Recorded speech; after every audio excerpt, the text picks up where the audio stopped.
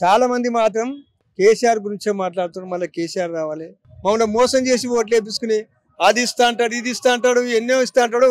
అన్ని అయిన మాటలన్నీ అబద్ధాలే. కాంగ్రెస్ ఇండి అబద్ధాలు ఆడుతుంది కదా, అన్ని మోసం మాటలు చేసి ఓట్లు వేపించుకు గెలిచింది కదా, వాళ్ళకు గుణపాఠం చెప్పినట్టు అవుతుంది. నమస్తే, వెల్కమ్ టు కేఆర్టీవీ. ప్రస్తుతం మనం బోరబండలో ఉన్నాం. ఇక మన దగ్గర షాద్నగర్ మాజీ ఎమ్మెల్యే అంజయ్ యాదవ్ గారు ఉన్నారు. రేపటితో ప్రచారానికి ముగింపు పడబోతుంది. మరో 4 రోజుల్లో ఉప ఎన్నిక జరగబోతుంది. తెలుసుకుందాం ప్రజలు ఏమంటున్నారు, ఏం కోరుకుంటున్నారు. సార్ చెప్పండి, మరో 4 రోజుల్లో ఉప ఎన్నిక రాబోతుంది. ఇక రేపటితో ప్రచారానికి ముగింపు పలకబోతుంది. ఏం కోరుకుంటున్నారు ప్రజలు, ఏం చెప్తారు? మేము ఇంటింటికి వాళ్ళను అభిప్రాయాలు అడిగినప్పుడు ప్రచారంతో పాటు వాళ్ళ అభిప్రాయం ఏమున్నది, వాస్తవం ఏంది, వాళ్ళ మనసులు ఏమన్నా తెలుసుకున్నప్పుడు కేసీఆర్ని గెలిపించాలనే ఆలోచన వాళ్ళ లోపల ఉండదు. కొంతమందికి ఏమో ఈ ప్రాంతాన ముఖ్యంగా 106, 107, 108, 109, 110 బూత్ నెంబర్లు తిరిగినప్పుడు కొంతమంది మాగంటి గోపినాథ్ గారు కూడా మాకు సాయం చేసాడు, మంచోడు, ఆయన భార్యలు ఇవ్వడదు కాబట్టి ఆయన కోటేస్తామని కొంతమంది. చాలా మంది మాత్రం కేసీఆర్ గురించే మాట్లాడుతున్నారు. మళ్ళీ కేసీఆర్ రావాలి, కేసీఆర్ ఉన్నాడు మాకు లాభం. వృద్ధులను అడిగినాం, ముసలోళ్ళను, అయ్యా కేసీఆర్ గారు ఉన్నప్పుడు, ముఖ్యమంత్రి గారు ఉన్నప్పుడు 200ను 1000 రూపాయలు చేసిండు, 1000 రూపాయలు 2000 చేసిండు, అదే తింటున్నాం, అయ్యా 2000తోనే బతున్నాం, మాకేం దిక్కులేదు. కొంతమంది ఇట్లా అన్నారు, నాకు వేరే ఆధారాలే 2000తోనే బతున్నా, ఈయన 4000 చేస్తా అంటే ఓటేసినాము, 4000 కాదు కానీ 2 నెలలు మా పిసిని ఎగొట్టుడు అని వాళ్ళు బాధపడుతున్నారు. కాబట్టి అట్లా చాలా మంది ఊరూరు ముస్లిం సోదరులకు, కొంతమంది ముస్లిం సోదరులు కలిసినప్పుడు ఏమంటే, మాకు మైనార్టీలకు ఏ ప్రభుత్వం చేసిందో 50-60 ఏళ్ళ కాంగ్రెస్ ప్రభుత్వం ఏం చేసిందో వాళ్ళు చెప్పాలి. కేసీఆర్ చేసిందని మేము చెప్తాం. మాకు ఎవరు గుర్తించుడు, పండుగల నాడు చాలా మంది బీదోళం పండుగ చేసుకొని రంజాన్ పండుగల ఇబ్బంది పడేది. అప్పుడు మాకు తోపాలు ఇచ్చిండు, కొంత దావతులు కూడా ఇచ్చిండు. దాంతో పాటు మా ఇమాములకు అది వాదిపించిండు పారితోషికం. అదే విధంగా ముఖ్యంగా మా పిల్లలు చదువుకోనికి రెసిడెన్స్ స్కూల్ పెట్టిండే, అంతకన్నా ఎక్కువ ఏం కావాలి మాకు. కాబట్టి మేము కేసీఆర్కి ఇస్తామనే ఆలోచన వాళ్ళ లోపల వచ్చింది. మాకు ముఖ్యంగా మా పిల్లల పెళ్లి అయితే మా పేదలకు ఎంత ఇబ్బంది ఉండే, మాకు చాలా ఇబ్బందులు ఉండే, వాడు పెళ్లి చేయాలని చాలా బాధపడేది. కేసీఆర్ ముఖ్యంగా 1,00,000 రూపాయలు సాయం చేసినాక మేము ఎట్లా మర్చిపోతామని ఆలోచన కూడా ముస్లిం మహిళలు చెప్తున్నారు.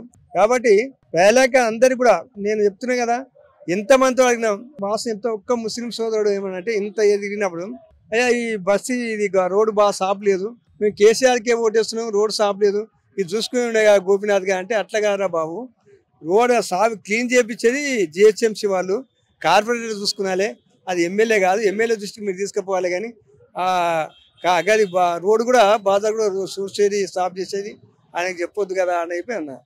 అట్లా కానీ మిగతా వాళ్ళంతా అన్ని వర్గాల వాళ్ళని అడిగినా కానీ ఏ వర్గం కూడా కేసీఆర్ గురించి ఆలోచిస్తారు, కేసీఆర్ మన రావాలని ఆలోచిస్తారు. ఇంతకుముందు పెన్షన్ల ప్రస్తావన వచ్చింది కాబట్టి, గతంలో కేసీఆర్ గారు ఇచ్చే 2000 పెన్షన్ వస్తుంది, కాంగ్రెస్ పార్టీ 4000 ఇస్తా అని ఇవ్వట్లేదు అని చెప్పి మంత్రులను, కాంగ్రెస్ పార్టీ మంత్రులను కూడా ముసలమ్మలు నిలదీస్తున్నారు. ఏం చెప్తారు మరి దాని గురించి?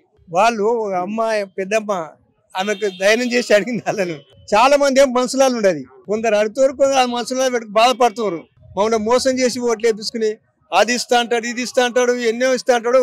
అన్ని అయిన మాటలన్నీ అబద్ధాలే. మాట అయితే తిట్టుకొని బాగా తిడతారు, తిట్టకుంటాడు కానీ పని చేయడానికి లేదని వాళ్ళు నిర్ణయించుకున్నారు. టీఆర్ఎస్ కి ఇక్కడ సిట్టింగ్ స్థానం, మరోసారి ఉప ఎన్నికలు కూడా గెలవబోతుంది. అక్కడ అధికారంలో కాంగ్రెస్ పార్టీ ఉంది. మరి నవీన్ యాదవ్ గారు బీసీ యువకుడు అని చెప్పి వాళ్ళు ప్రజల్లోకి వెళ్తున్నారు. మరి మరోసారి బీఆర్ఎస్ గెలిచే అవకాశం ఉందా? మేమనేదంటే, మాగంటి గోపినాథ్ గారికి 5 సంవత్సరాలు అవకాశం ఇచ్చారు. ఆయన అకాల మరణం, దురదృష్ట చచ్చిపోయాడు. అది ఆయన భార్య వెళ్ళిపడదు, ఆయనకు అవకాశం ఇవ్వాలి కదా. ఇంకోటి ఎలక్షన్ ఏంటంటే, వాస్తవం ఏంటంటే, గోపినాథ్ గారు చచ్చిపోయినందుకు ఆయన భార్యకు ఓటేసి ఆమె గెలిపించిన సాయం చేసినటువంటిది. దాంతోపాటు కాంగ్రెస్ ఇండి అబద్ధాలు ఆడుతుంది కదా, అన్ని మోసమాటలు చేసి ఓట్లు వేపించి గెలిచింది కదా, వాళ్ళకు గుణపాఠం చెప్పినట్టయితే. మాగంటి సునీత గారిని గెలిపిస్తే కాంగ్రెస్ పార్టీకి గుణపాఠం చెప్పినట్టయితే, ఇప్పటి నుంచి అన్న వాళ్ళ జాగ్రత్తగా ఇచ్చిన హామీలు నెరవేర్చాలని ఆలోచనకు వస్తుంది. కాబట్టి అది ప్రజలకు మంచి సహాయం అవుతుంది. మరి అక్కడ బీజేపీ కూడా పోటీలో ఉంది. త్రిముఖ పోటీ ఏమైనా ఉండే అవకాశం ఉందా, లేకపోతే కాంగ్రెస్ బీఆర్ఎస్ మధ్యలో పోటీ ఉండే అవకాశం ఉందా? మాకు తెలిసినదబ్బా, ఇక్కడైతే కాంగ్రెస్ బీజేపీ, కాంగ్రెస్ బీఆర్ఎస్ కనబడుతుంది.